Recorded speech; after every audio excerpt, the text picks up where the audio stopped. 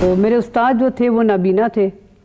انہوں نے میرے والد صاحب کو بلا کے کہا کہ آپ کے بچوں میں سے اگر کوئی بچہ قرآن حفظ کرے گا یا قاری بنے گا تو وہ یہ بچی ہے. آنکھ کھولتے ہی ایسے ماحول میں ہوش سنبھالی جس میں قرآن، دین، عربی پڑھ اسی طرح کے یعنی کہ تمام معاملات تھے. اپنی بچیوں کو میں یہی سکھاتی ہوں کہ بیٹا پورے اعتماد کے ساتھ اپنے محاذ پہ دین اسلام پہ ڈٹے رہو اور کبھی پیچھے نہ ہٹنا. جب میں نے آنکھیں بند کر کے تلاوت کرنی شروع کر دی تقریباً آدھا گھنٹہ میں بلند آواز سے تلاوت کرتی رہی.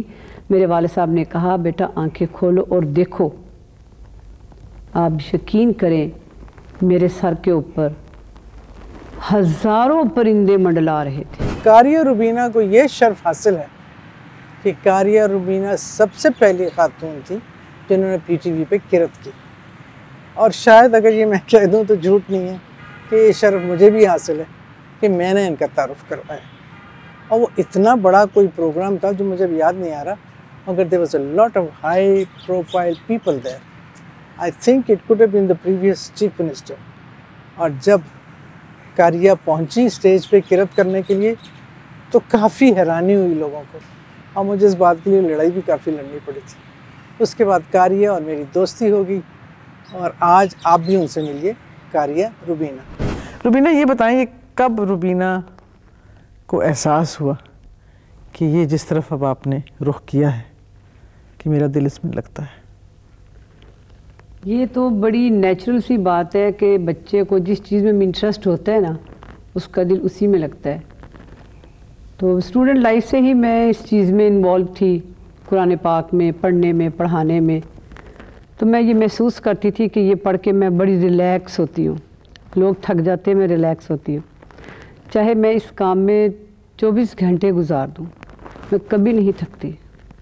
شروع سے میری یہی فیلنگ ہے اور آج تک میری یہی فیلنگز ہے کہ میں قرآن پڑھتے ہوئے پڑھاتے ہوئے کبھی نہیں تھکتی، کبھی بور نہیں ہوتی. میں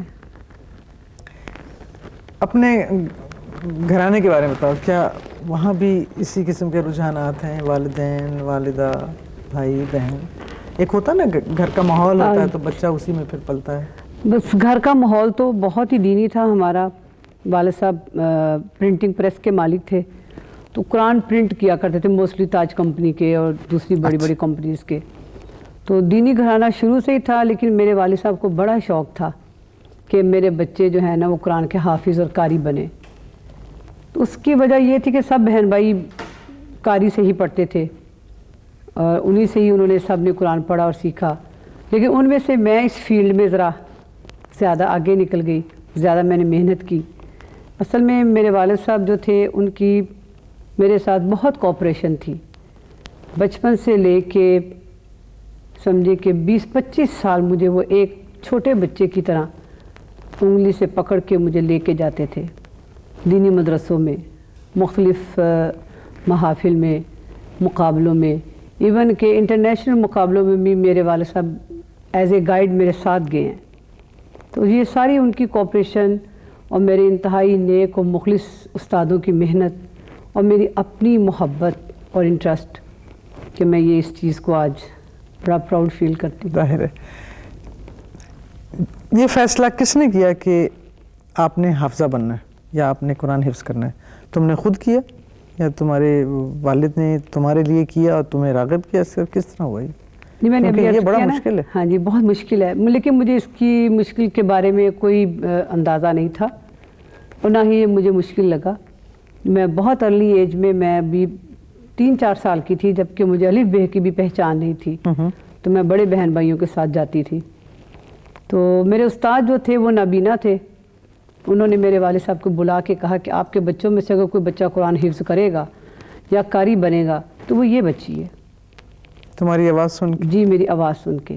تو وہ اصل وجہ وہ بنی کہ باقی بہن بھائی حافظ تو نہ بن سکے، قاری بن گئے، قراءت سیکھ لی انہوں نے، لیکن میں اس فیلڈ میں آگے نکل گئی. ذرا مجھے اپنی روٹین کا ایک دن بتاؤ جب تم حافظہ بن رہی تھی.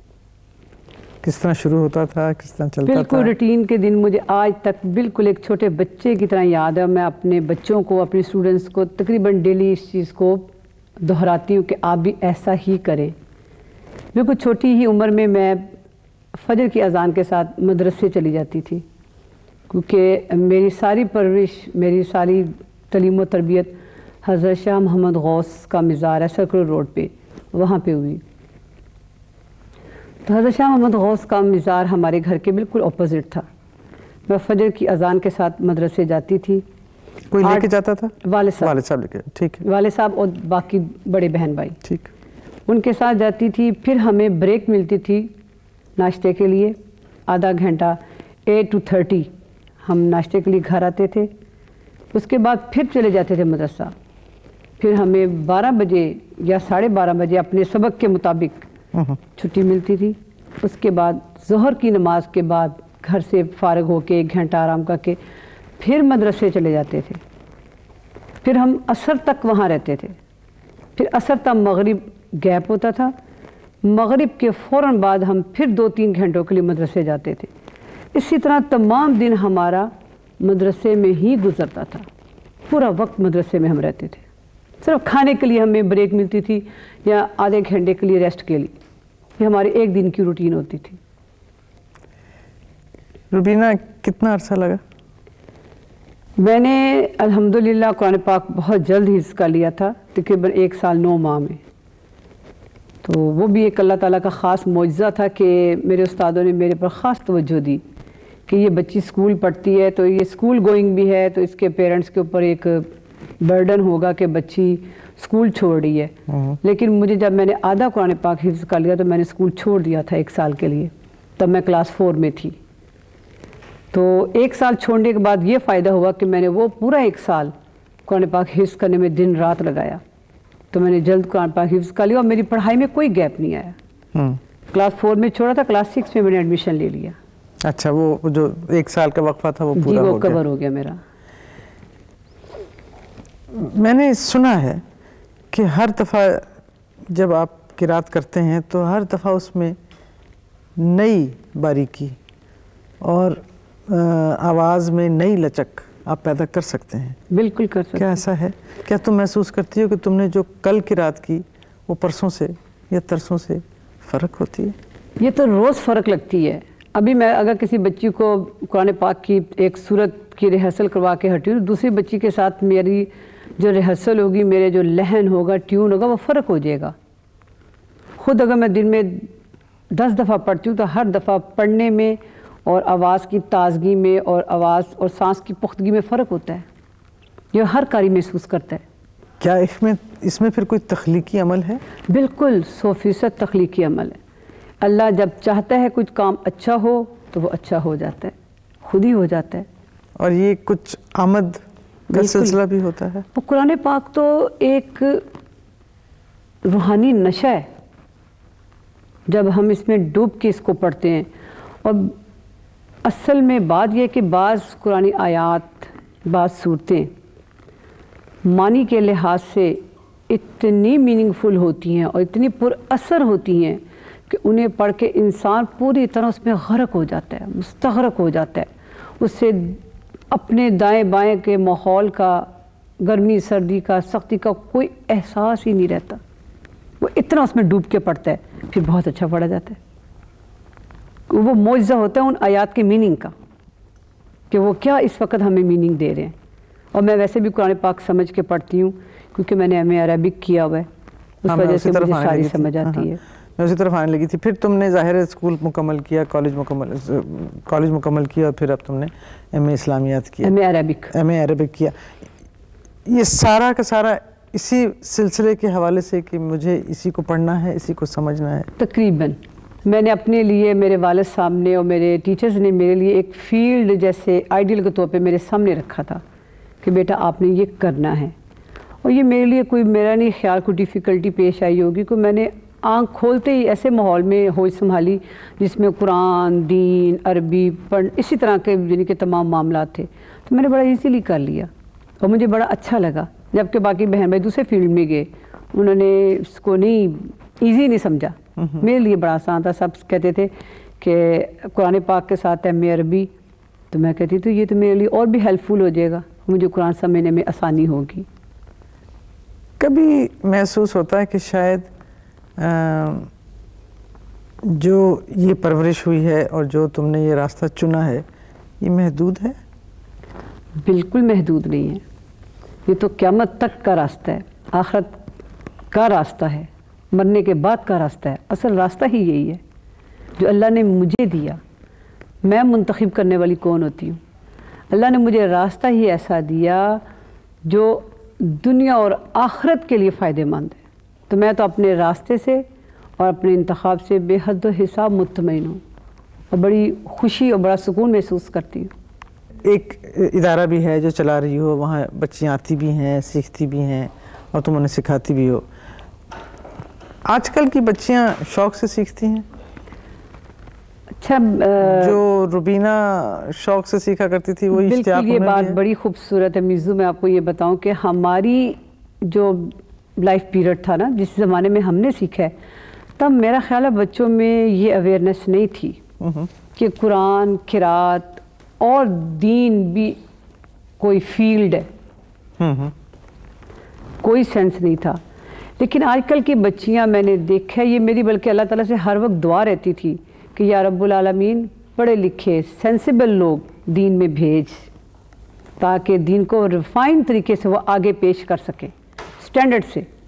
تو اب تو بہت پڑھے لکھے، بڑے اچھے، بڑے ہی عالم فاضل، بڑے اچھے گھرانوں کی بچیاں میرے ادارے میں آتی ہیں، ہائیلی کوالیفائڈ ہوتی ہیں۔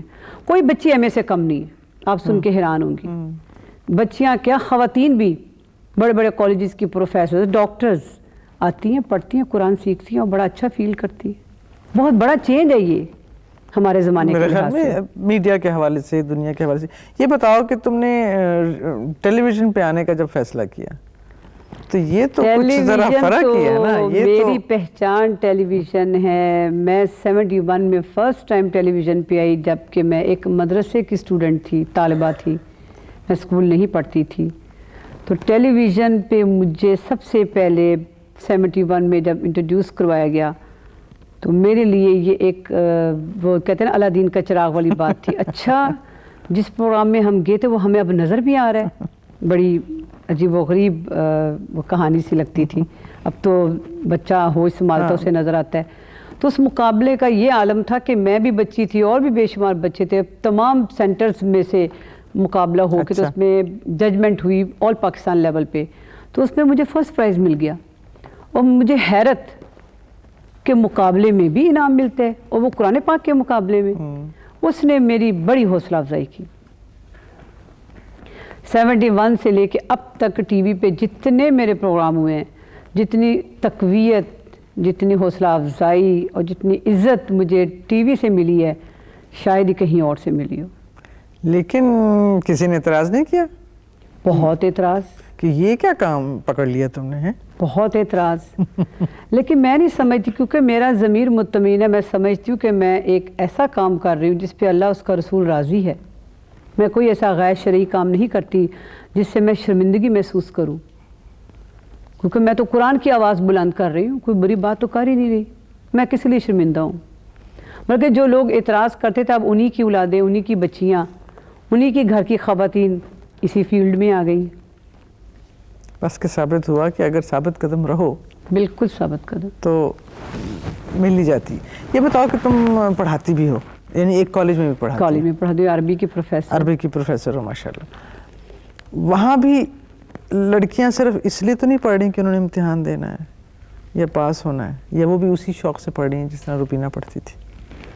کالج لائف میں مختلف فیلڈز ہوتے ہیں نا، جو بچیاں میرے فیلڈ سے متعلق ہیں میں تو ان کے بارے میں رائے دے سکتی ہوں۔ انہی کی بات کریں تو جو بچیاں کالج سے آتی ہیں یا یونیورسٹی سے لنک رکھتی ہیں، وہ بھی میرے پاس پڑھنے آتی ہیں۔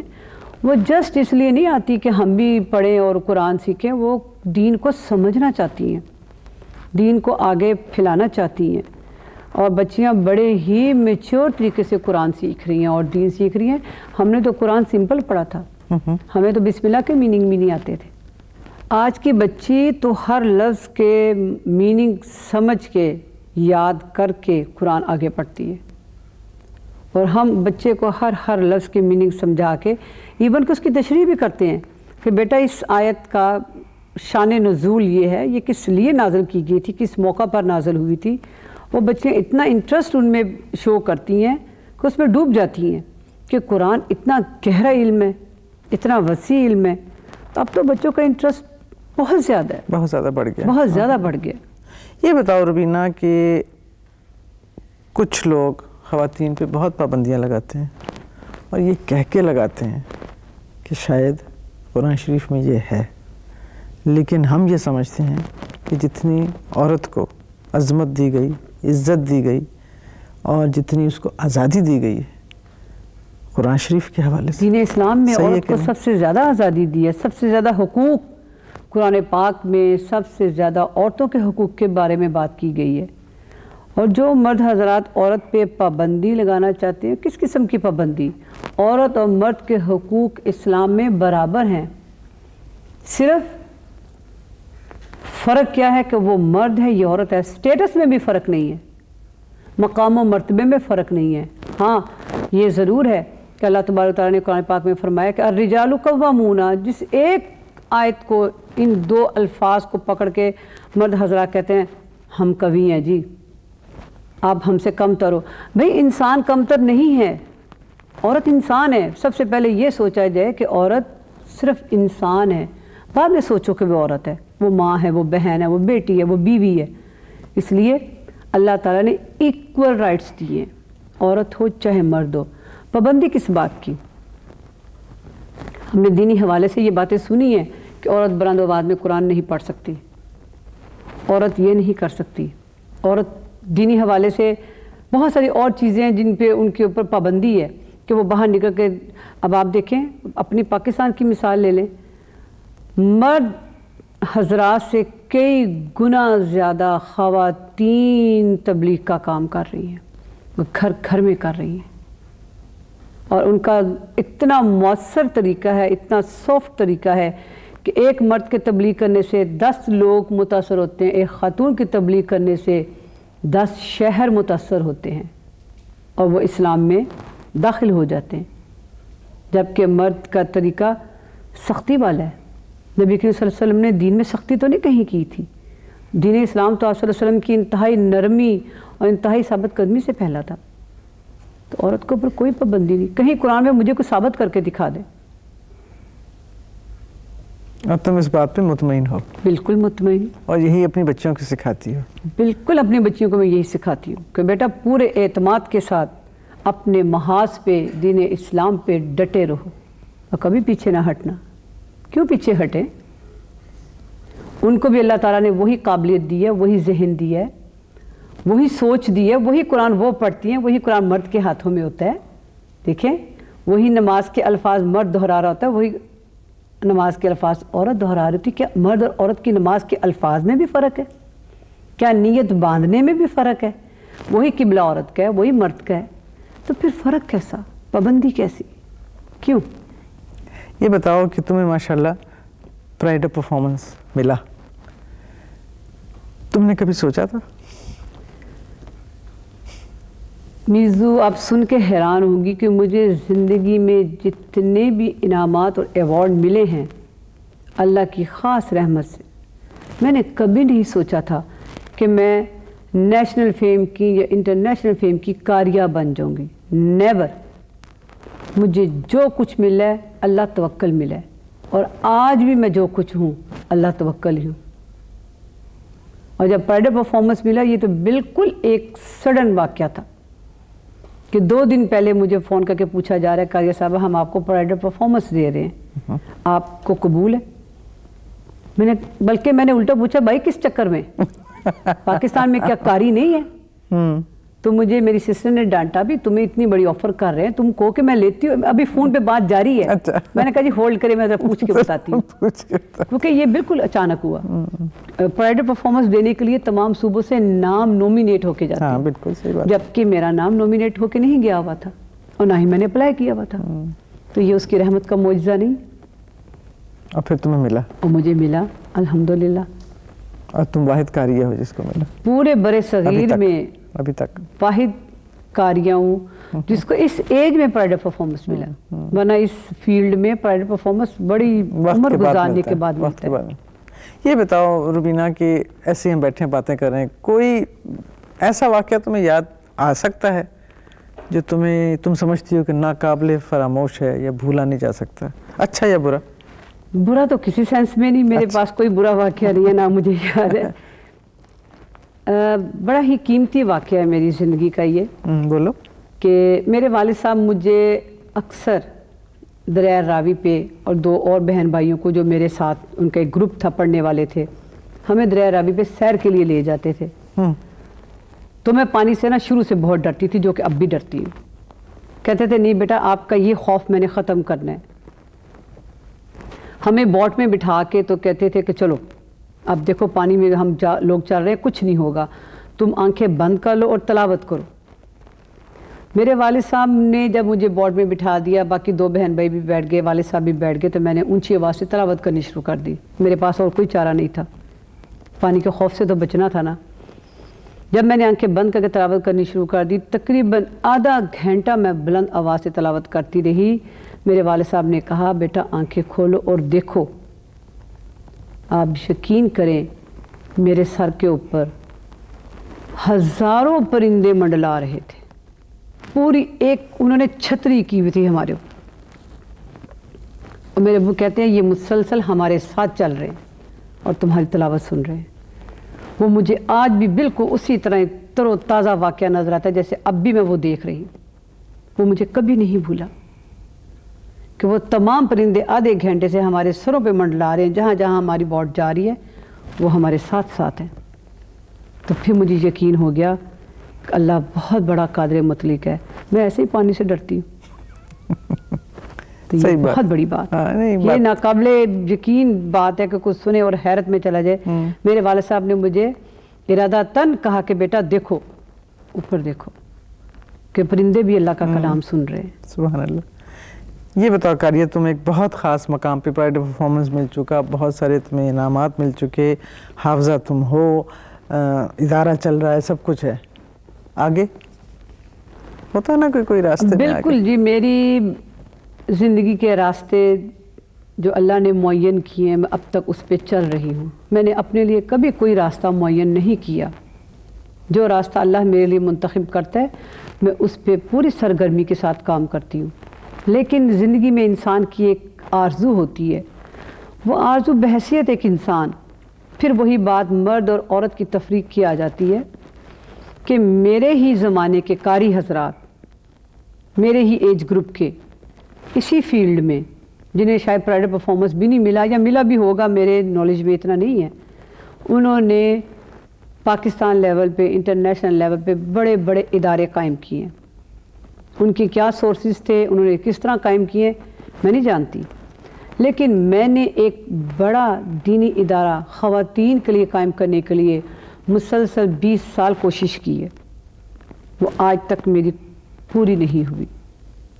اس کی کیا وجہ میں نہیں جانتی، شاید ایک خاتون ہونے کے ناطے میں بہت زیادہ کسی کے لیے جسے کہتے ہیں نا کہ ڈیگریڈ ہو کے اور منت کر کے مانگ نہیں سکتی، یہ جو مانگنے والا عمل ہے، میں سمجھتی ہوں کہ میں اللہ کا کام کر رہی ہوں، میں دین اسلام کی قرآن کی خدمت کر رہی ہوں اور بلا معاوضہ کر رہی ہوں، اور اپنے ہر معاملے کو نگلیکٹ کر کے کر رہی ہوں کہ میں تو صرف دین کے لیے پیدا ہوئی ہوں۔ مجھے اللہ تعالیٰ نے اسی کام کی، اسی ڈیوٹی کے لیے دنیا میں بھیجا، جس کو میں بالکل بوجھ نہیں محسوس کرتی کہ میں جکڑی ہوئی ہوں یا میں پریشان ہوں، نیور۔ جو میں نے بتایا نا پہلے بھی کہ جتنا سکون مجھے اس کام میں کسی میں بھی نہیں ہے۔ اگر میں تم سے پوچھوں کہ ایک اچھی قاریہ بننے کے لیے کیا صلاحیت ہونی چاہیے کسی بچی میں، تو 2-3 تم کیا نوٹ کرو گی؟ ہاں، جیسے بحیثیت ایک استاد میں جب قرات سکھاتی ہوں یا قرآن پاک بچیوں کو سمجھاتی ہوں یا حفظ کرواتی ہوں، تو میں بچیوں میں یہ کوالٹی ضرور نوٹ کرتی ہوں کہ بچی محنتی ہو، اس سے خود شوق ہو، اور وہ اپنا کام زیادہ وقت دے کے لگن سے کرے، اور اس کو اپنا ایم بنا لے، ایک ٹائم مقرر کر لے کہ میں نے within a year, within a 2 year میں نے یہ کام کرنا ہے۔ جب تک کوئی بچی اس چیز کو ٹارگٹ نہیں بنائے گی، وہ تو کئی سال پھر لٹکی رہے گی، کام وقت پہ نہیں کرے گی۔ ٹھیک، تو یہ بڑا ایزی وے ہے، میں تو بچیوں کو یہ سمجھاتی ہوں کہ بیٹا آپ ایک ٹائم مقرر کر لو کہ ہم نے سال میں یا 2 سال میں یہ فن حاصل کرنا ہے. باقی قرات کا فن وہ تو انسان میں اب تک سیکھ رہی ہوں. میں قرات تلاوت اب تک سیکھ رہی ہوں. میں نہیں سمجھتی کہ مجھے کوئی بہت اچھی تلاوت آتی ہے یا میں بڑی کوئی اعلیٰ پائے کی قاریہ بن گئی. میں تو خود ابھی ایک طالبہ ہوں.